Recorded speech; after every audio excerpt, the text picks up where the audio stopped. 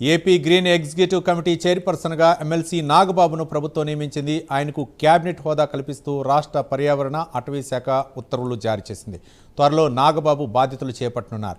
రాష్ట్రంలో పచ్చదనం, అటవీ విస్తీర్ణాన్ని పెంచడంతో పాటు పర్యావరణ పరిరక్షణే లక్ష్యంగా ఏపీ గ్రీన్ పనిచేయనుంది. 2047 నాటికి రాష్ట్ర భౌగోళిక విస్తీర్ణంలో అటవీ పరిరక్షణ, పచ్చదనం కలిపి 50% పెంచాలని ప్రభుత్వం లక్ష్యంగా నిర్దేశించింది. వివిధ శాఖలు, జిల్లా స్థాయి సంస్థల మధ్య సమన్వయం, పచ్చదనం పెంపు, పునర్నవీకరణ కార్యక్రమాల అమలు, పర్యవేక్షణలో ఎగ్జిక్యూటివ్ కమిటీ చైర్పర్సన్గా నాగబాబు కీలక బాధ్యతలు నిర్వహించనున్నారు.